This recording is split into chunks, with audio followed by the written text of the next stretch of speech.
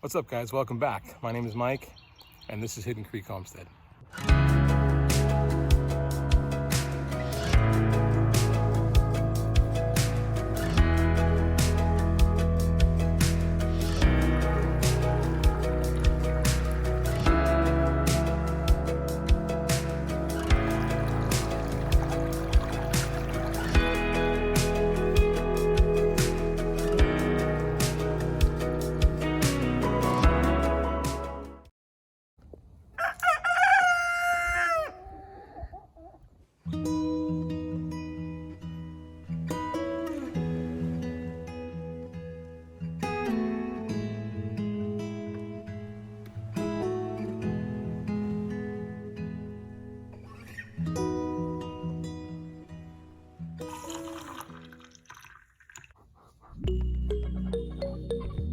Millie, the hood ornament. Goats haven't had any alfalfa in a while, but not that they need it, but we'll give them some as a treat. Man, that was stuck on there.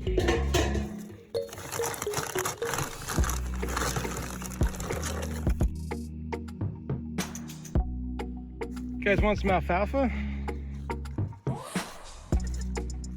I know, it's been a while. What's up, girls? I got a treat for you.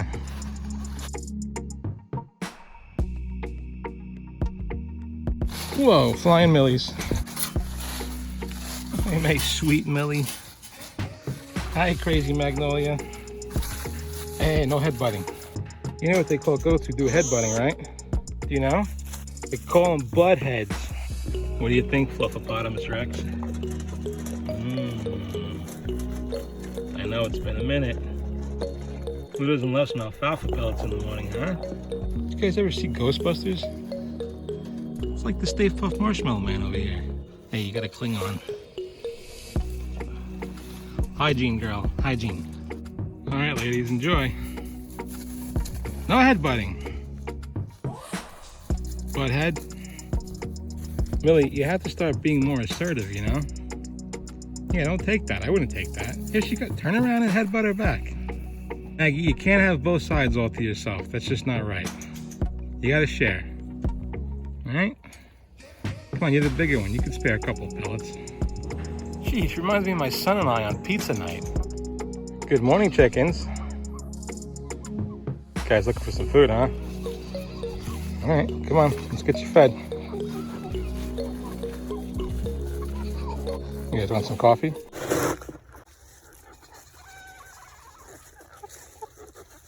All right, guys. All right, so the first thing we're gonna do is we got this big old stain in the middle. I sprayed some brake cleaner on it to see if it would take any of it away, but it didn't. So we're gonna get this all washed out first, and then we'll start wire wheeling it down.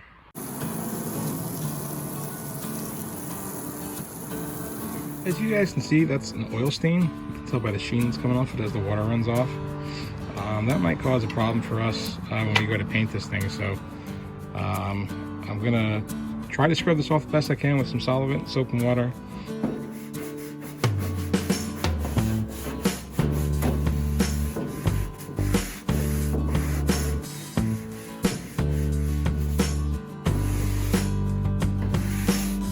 Alright, so a lot of that stain is still there. It's just oil kind of that's impregnated into that rust. So we're gonna have to get down into that metal as best we can. I started removing some of the surface rust here. I can't find the arbor attachment for my grinder to use a wire wheel, so what I'm using is a flap disc. And these work well, but unfortunately they work really too well. So you've got to move really quickly because not only will they take rust off, but they will take metal right off too. It doesn't have to be real pretty, but I just want it to last. And as long as we have this stuff flaking on here, that's what I'm trying to get rid of, because that, you know, paint won't take to that, so we got to get that stuff off of there.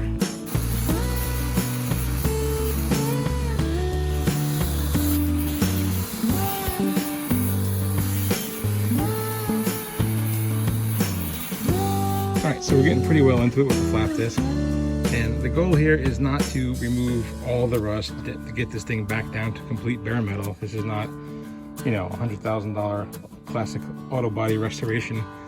What we're trying to do is knock down the rough stuff and any of the cracking finish that's on here, the paint or powder coat or whatever it was, all that loose flaky stuff is what we got to get off. And then we're just basically trying to put a little bit of a sand on this so that whatever paint we use will adhere to it better.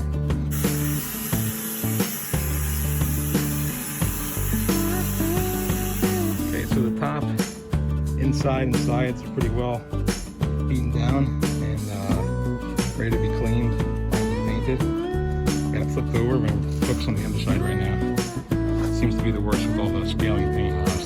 So a lot of the welds, this is just a thin sheet metal. A lot of the welds that were done were kind of rushed, and I don't know if you guys know anything about welding or not, but a lot of the welds are what's called cold, meaning they didn't have the right setting on the machine, or they moved too fast when they welded with the gun, and you get what's called a cold weld. You can see here it's kind of like, let me see if I get you zoomed in. You can see some of the welding wire still left here, and the puddle that the molten metal leaves kind of makes like a ridged or a raised crown. A proper weld should be like a flat, almost concave bead. And when done properly, is stronger than the metal itself. So ironically, this is the worst looking one, but it's still holding. But these here, where it's load bearing and it takes a lot of weight, you can see those welds snapped. I went ahead and put two self-tapping galvanized screws into there where that lip came around the bottom and those welds popped, and this part was loose. So by putting them through the top here, this piece of sheet metal is now fastened to that lip on the bottom. All right, so I've got this pretty well sanded down where I'm comfortable with it. Now I'm just giving it a quick rinse, get all the loose stuff. For anyone new to the channel, you may not have heard in the previous video, I had mentioned that the tires are really dry rotted. I know it's unconventional, it's kind of cheating, but I picked up a can of the green slime for the tires. I squirted it in the old tires just to see, and lo and behold, they're holding air. So I think I'm gonna let these go as long as I can, get as much use out of them as I can. All right, so this is the product I'm gonna be using. I've never worked with it before, but it seems to be pretty simple. And for an ATV dump cart that's gonna get abused, it might be a good time to try this out. Even though we've knocked down a lot of the old rust and scale, it says you can paint over rusted and bare metal surfaces, seals in the existing corrosion, impact resistant, flexible rubberized finish, kind of like a softer bed liner. So we'll try it out. I've never been a huge believer in the claim that a product can seal in existing corrosion, but that's a story for another time. This particular product went on very, very thin, and it doesn't appear to be very textured at all, so I think I'm going to try to hit it up with a different product. All right, well, parts of it are still wet, as you can see from the paint, but that's 2 coats. I used that rubberized stuff that I had found. I'm not crazy about it, so I just went over it with a can of Rust-Oleum flat black, 2 coats, but I still would like to hit it with a bed liner again.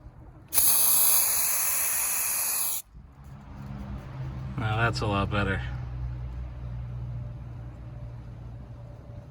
This is the product we ended up using in the end. Rust-Oleum truck bed coating. Went on really nice texture, good coverage. I'm pretty happy with that. So as you can see, it's got a nice hard textured coating on it.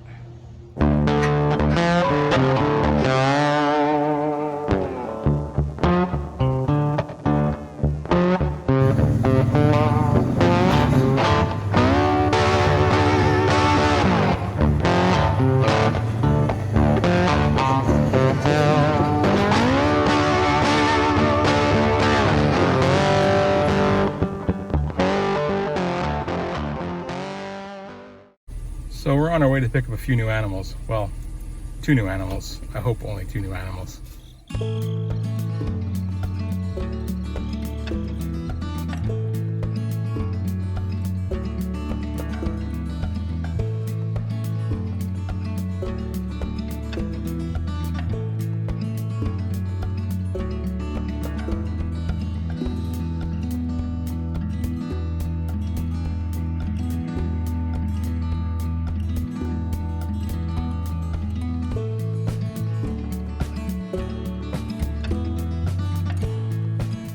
So guys, we just got back from a place called Sunrise Ranch.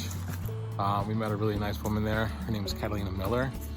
I'm going to leave a link to their ranch in the description below. It's never really too good to introduce them in broad daylight hours because they'll probably, they'll be a little bit competitive and try to fight. So we got these guys still hanging out. in the back of the old family SUV over here. So it's starting to get dark. I'll give it about another 20 minutes, half hour, and we'll slip them in the coop. So they're all in, making some noise. I don't hear anyone killing each other yet, so that's a good sign. Can you guys hear that?